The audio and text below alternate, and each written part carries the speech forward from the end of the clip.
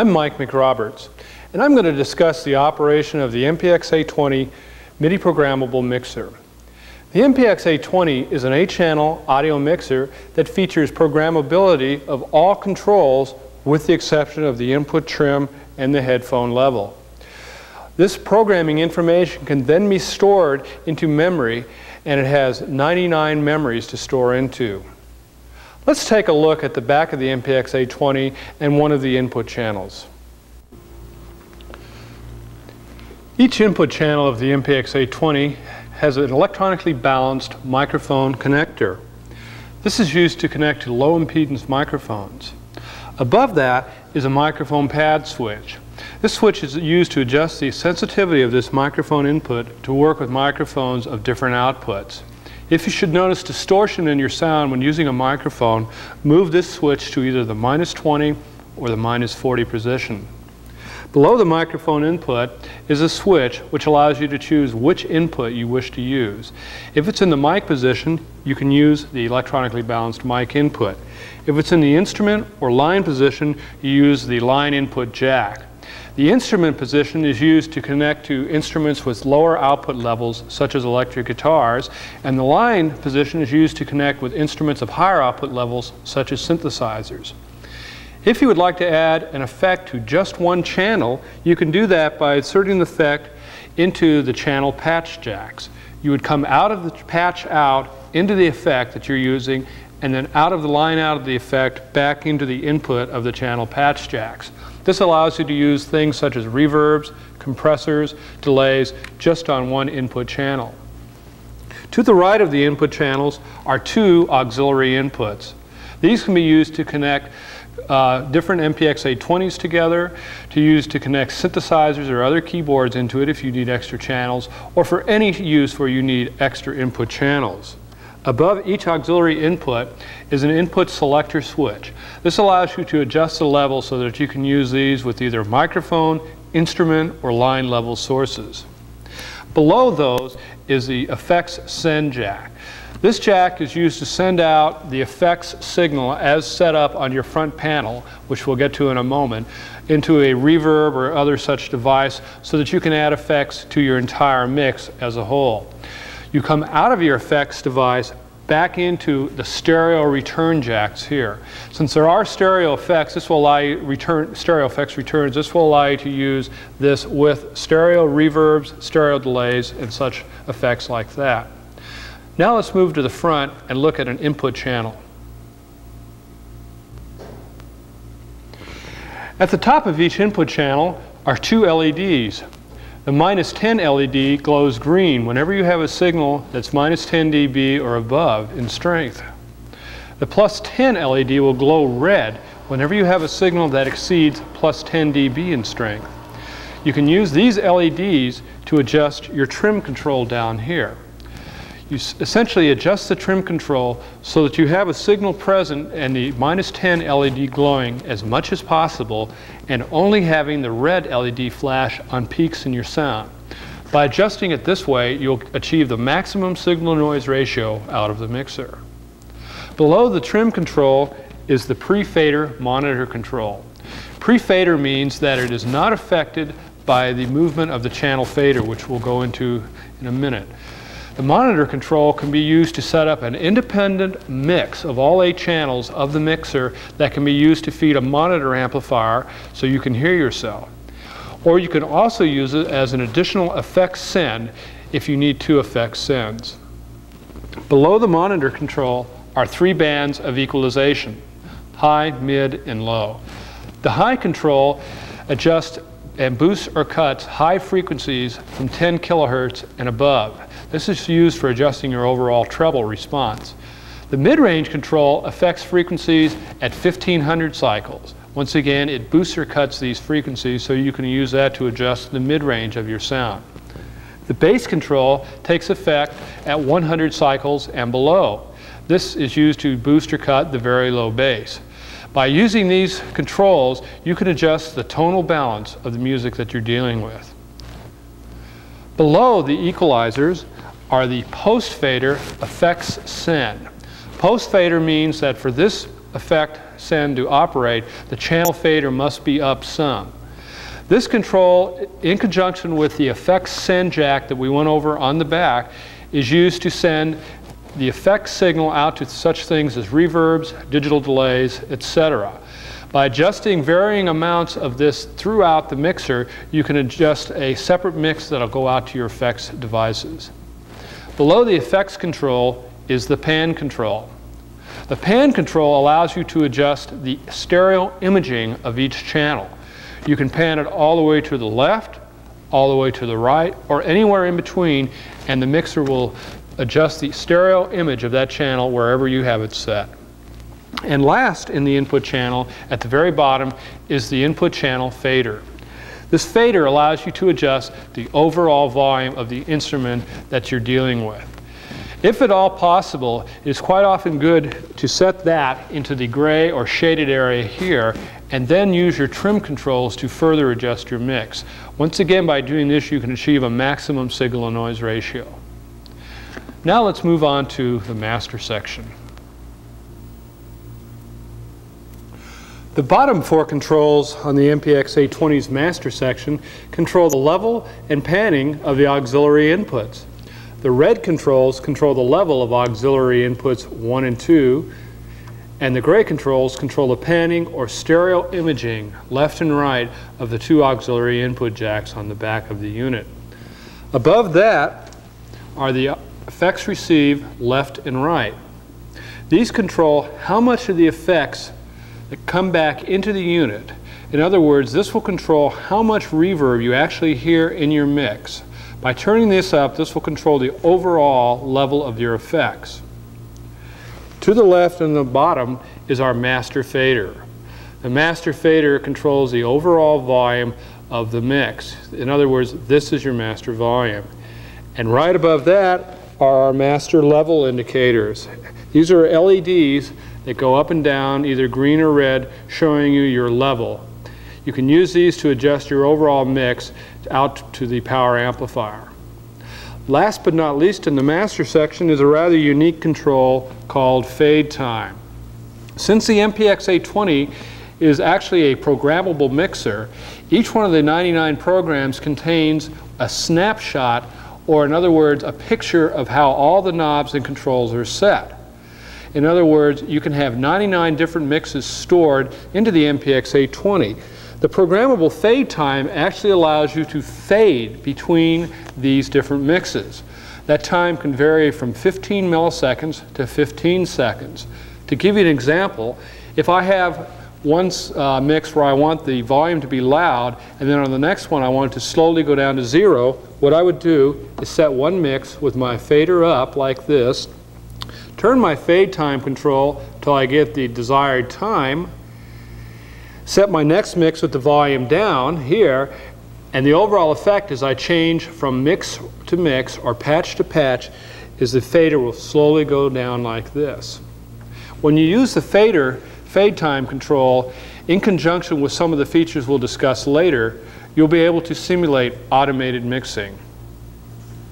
Now let's move on to the control section. The control section of the MPX820 is the brain of the unit. It consists of a data entry pad, an LED display, a memory protect switch, the manual entry button, and the program up or down buttons. If you want to use the MPX820 just as a standard mixer, you need to simply press the manual button. This means it comes under manual control and the knobs are always active at their present state. If you wish to access one of the programs, you need simply dial or press a number, such as 11, or you could press 15. As soon as you press those numbers, you will call up that program into memory. If you wish to access the program that follows that or precedes that, you can access those by pressing the program up or the program down button. By pressing these, once again, you will either increment or decrement the programs. If you wish to write a program into memory, this is accomplished by pressing the red A button followed by a 2-digit number. For instance, if I have my mix set up here with the knobs and controls in the various positions that I want them to, and I want to store that mix into memory, perhaps into memory position number 15, I need simply press A, which puts me into the memory storage mode, followed by 15. This is now locked into 15, and I can recall that particular mix every time I press number 15. Pressing the B button accesses the various functions such as save, load, verify, and sync to tape. By pressing the B1 button, I will be able to save my data. By pressing the B3 button, I will be able to verify my data. And by pressing the B2 button, I will be able to load my data off of a cassette recorder. We'll show you exactly how to do this a little later on. The MPX820 can also be synced up to an audio tape recorder. You do this by pressing the B5 button and then recording a sync tone down on tape. Since the MPX820 is also MIDI controllable, you can set the MIDI channel on this. You access the MIDI channel simply by pressing B0, and you follow that with a number, and that will set the MIDI channel. Next, let's talk about constructing an actual mix and storing that into the MPX820. Operating the MPX820 is easy. First, we press the manual button. That allows us to put it into the manual operating mode like any other mixer. Next, we adjust our input trim knobs, the red knobs at the top. As we discussed earlier, you want to set the trim so that the green light, the -10 light, flashes almost at all times, and the red +10 light flashes only on peaks. Now we'll adjust a mix. We'll assume the first 4 channels are our vocalists in the band, with the first being the lead vocalist. We'll move them up there, move the other vocalists up not quite as loud. Then we'll add in drums, bass, guitar, and keyboard feed. Now we'll also want to add in monitoring for our vocalists, so we'll turn the monitor controls up just for the vocalist, up enough so that they can hear themselves. And then we'll also want to add in some reverb via the effects send. I'll turn up the effects for just the vocalist down here, and then I'll also want to return the effects back with the effects returns down here. So I turn them up, and this will adjust the overall amount of reverb. And then last, I bring up my master volume to the loudness level that I desire. Now I can store this mix in any of 99 positions into the MPX820, and we'll call this number 1. I do that by pressing the A button followed by 0, 1. Now that is stored as mix number 1. Now for the next song the band is going to play, the lead vocalist is actually not going to sing, but the second vocalist is. So I'm going to turn the lead vocalist off, bring up the second vocalist, and bring the other 2 vocalists down. Now you may have noticed when I did that, a dot appeared on the right-hand side of the LED display. Whenever you make an edit or change any of the programs in there, a dot will appear to let you know that you have edited the sound. Now let's say we want to find our original sound back again for the lead vocalist. All I have to do is bring up this slider until the display flashes. And when the display flashes, I have found the point where I had it set originally. That's also true for any of these other knobs. Let's say I change the monitor setting here, and I want to find where I originally had. I can move it back until it flashes like that. Once I have that mix, we'll store that into number 2. So I press A, O2. That's now stored into number 2. So we now have 2 complete mixes. Now for the last mix, let's say we have an instrumental tune we want to play. So we'll turn off all the vocal mics. The dot appears once again. We'll readjust our thing. Now we'll bring up the monitoring of just the vocalists, or excuse me, of just the instrumentalists, and we'll store that into position number 3, A, O3. Now, we've got 3 separate mixes stored in there. Now, if I want to access those mixes later on, I can simply access them by dialing in the number, such as 01, or I can use the program up or down buttons. Pressing program up advances through the various mixes. Pressing program down advances the other way. I can also access them through a foot switch, such as this. By pressing up, I can get it to work like that. Now I'm changing the positions. If I have the foot switch plugged into the program down, the exact opposite will happen. Goes like that. Now, since the MPX820 is MIDI controllable, you can also change programs via MIDI patch change. In a moment, we'll hook up a synthesizer and show you how to do that. You can also use this with a sequencer and send out patch change information to it via a sequencer. When you do that, and you combine that with the fade time knob, you can actually have patches fade from one to another. This is going to give you the effect of automated mixing where faders actually move. So if I go from this setting here to, let's say, where I want the vocalist to go up, I can actually adjust in a fade time here, and it will give the effect of these faders moving up over a period of time. The fade time is programmable for each mix. So you can have the fades change from mix to mix. It can go fast, slow, or however you want. Now let's look at how a synthesizer can change programs. Changing patches with a synthesizer is easy. First, you need to have, obviously, a synthesizer. Then you connect a MIDI cable from the MIDI out of your synthesizer into the MIDI input on the back of the MPX820.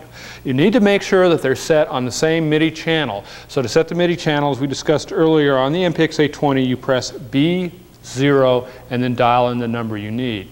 From that point on, every time you change a patch on your synthesizer, it'll change a patch on the MPX820. I can go from 00 to 47 if I wish, simply by dialing in the correct number. Or I could go to 42 if I wish. However I want, all I have to do is press a patch change button on my synthesizer, and it will change patches on the MPX820. Now let's look at how to synchronize the MPX820's patch change up to an audio tape recorder. Synchronizing the MPX820 to an audio tape recorder allows you to fully exploit the power of the MPX820. The process of synchronizing is very easy. First, we must connect a cable from the tape out jack on the back of the MPX820 to either the line input or sync input jack on your tape recorder. In this case, we'll be utilizing an Akai MG614, which has a special tape sync in and out capability. So we connect from the tape out jack to the tape sync in on the MG614. Next, we need to connect a cable from the tape in jack on the back of the MPX820 to either the sync out, which is how we have connected here, or to a channel out on whatever tape recorder you're using. This establishes a two-way communication between the two machines. Next, we must put the MPX820 in the tape sync mode. To do this, we press B5. As soon as we press B5, a dot appears between the two numbers. Then we need to make sure we're set at the first program we want. In this case, it's 01. And now we'll put the tape recorder into record. And to perform the patch change operations, I will press the program up button. Every time I press the program up button, it'll record a little pulse onto the tape of the MG614 that, when played back, will cause the MPX820 to change patches. So let's put the recorder in play and record. Now I'll press the program up button, and we'll do a few program changes here.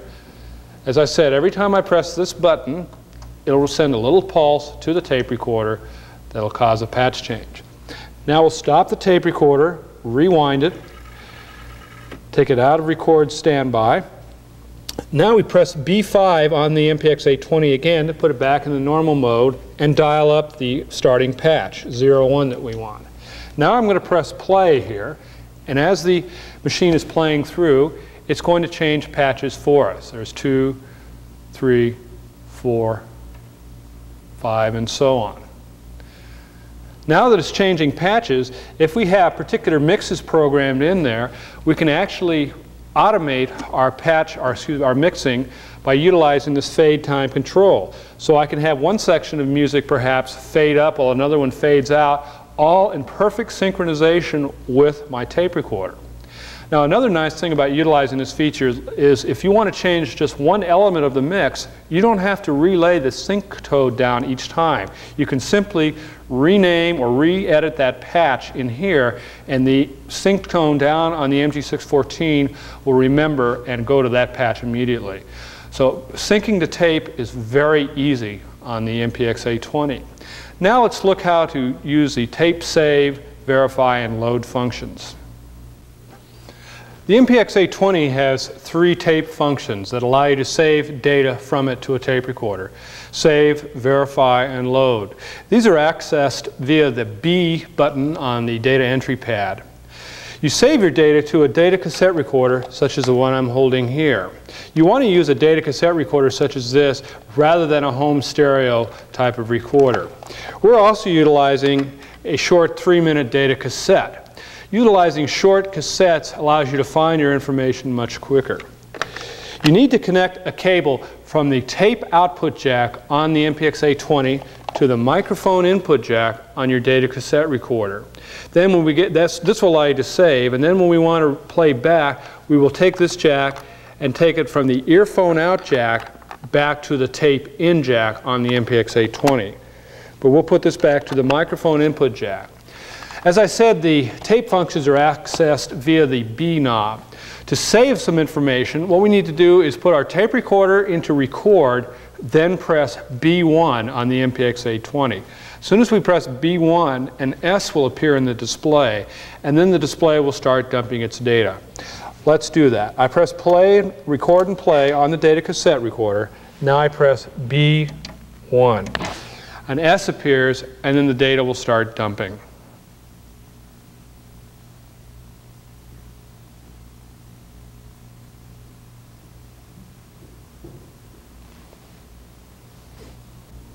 This process takes approximately 1 minute and 45 seconds to accomplish. After we've saved our data to the tape, we want to verify to make sure that the information was recorded correctly. To verify the information, we want to press B3 on the MPX820, in which case a V will appear on our display, and then start our tape rolling. Let's press B3. Now a V will appear in the display telling us that we're in the verify mode. We have our tape rewound, we press play, and the MPX820 will read the tape and see if the information is correct. If in fact it encounters an error during this process, the letters ER will appear in the display to let you know that there's an error. If you get an error after verifying, you need to resave your information to tape. You might want to adjust your microphone level on this cassette recorder to make sure the level is correct. You might also want to clean your tape heads to make sure that there's no data dropout. In most cases, a data cassette recorder like this has no trouble at all recording the data. Later on, when we want to load in data from another tape, all we need to do is put the tape in and press B2. An L will appear on the display telling us we're in the load mode. At that point, all we need to do is press play on our data cassette recorder, and the new data will be loaded in. This will overwrite any other data that has been recorded into the MPX820. As we said earlier, MPX820s can be cascaded together by using the auxiliary inputs. You can also operate the data entry control of another MPX820 from a master. To cascade 2 MPX820s together, you need to come out of the master output left and right of one of the MPX820s into the auxiliary inputs 1 and 2 of the other MPX820. Then you connect a MIDI cable from the MIDI output jack of your master MPX820 to the MIDI input jack of the slave MPX820. Anytime you change a program on the master MPX820, it will also change a program on your slave MPX820. The MPX820 is an extremely versatile mixer. It's equally at home for mixing live bands, sequencer controlled bands, recording, and it's also very useful for video editing. It's available as the MPX820 VPC video production console with +4 dBm balanced outputs. The MPX820 can become a versatile tool for your mixing needs and offer automation-like control for many thousands of dollars under what a normal automated mixer would run. The MPX820 is another creative tool from Akai Professional.